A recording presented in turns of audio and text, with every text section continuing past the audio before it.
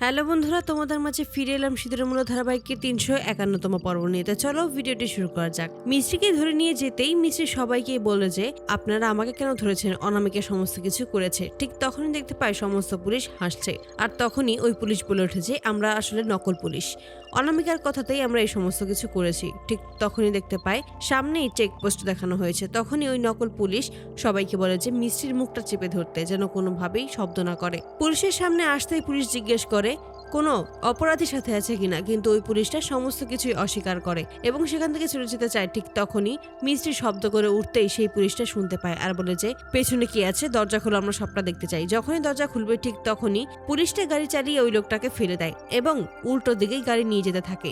তখন ওই পুলিশ বলে যে ওই গাড়িটাকে আমাদের ধরতেই হবে। অপরদিকে সকলে মিলে প্রতাপকে নিয়ে হসপিটালের দিকে ছুটে যেতে থাকে। হঠাৎ করে অর্জুন তার গাড়ি থামিয়ে বলে যে নিশ্চয়ই মিস্ত্রির বিপদ হয়েছে, ওকে আমি ফোন করেছি, ও ফোন তুলছে না, এখন আমার কি করা উচিত মা?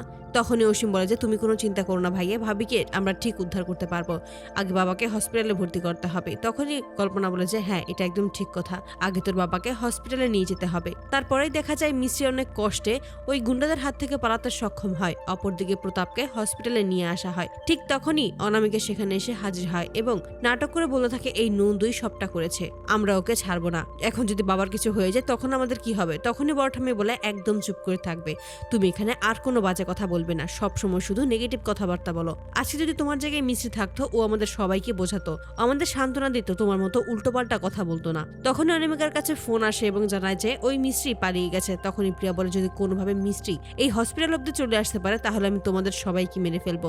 অপরদিকে দেখা যায় মিস্ত্রি হসপিটালে আসে। ঠিক তখন অর্জুনের মুখোমুখি হয় আর দূর থেকে প্রিয়া সবটাই দেখতে থাকে। তারপরেই দেখা যায় ছদ্মবেশী নন্দুকেই গুলি করে অর্জুন, আর দূর থেকে এটা প্রিয়া দেখিয়ে বলে যে আপনি এটা কি করলেন ভাইয়া? অর্জুন তার হাত থেকে ওই গুলিটা ফেলে দিতেই প্রিয়া তখন সেই গুলিটা ধরে ফেলে। আর তখনই অর্জুন বলে ওঠে আর এটা তুমি কি করলে অনামিকা?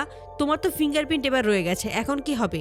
ঠিক তখনই প্রিয়া বলে উঠেছে এত বড় একটা ভুল কিভাবে করতে পারলাম? তখনই অর্জুন বলে আমি মিস্ত্রিকে একটা ফোন করছি। তখনই অর্জুন কে বলে অনামিকা যে আগে এই লাশটাকে আমরা সরিয়ে ফেলি, তারপর সবটা করা যাবে। ঠিক তখনই অনামিকা আর অর্জুন মিলে নন্দু ওরফে মিস্ত্রির লাশটা জঙ্গলে ফেলে দিয়ে আসে। অপরদিকে প্রতাপের কাছে আসে এবং সেখানে আসতেই প্রতাপের জ্ঞান ফিরতে প্রতাপ অর্জুনের কাছে মিস্ত্রির কথা জিজ্ঞেস করে। তখনই বলে মিস্ত্রি খুব ভালো জায়গাতে আছে, তুমি চিন্তা করো না। বড় ঠাম্মি তখন অর্জুনকে মিস্ত্রির কথা জিজ্ঞেস করতেই অর্জুন চুপ হয়ে যায়। অপরদিকে প্রিয়া মনে মনে বলে যে ওকে এতক্ষণে জঙ্গলি জানোয়াররা ছিঁড়ে খেলে ফেলেছে।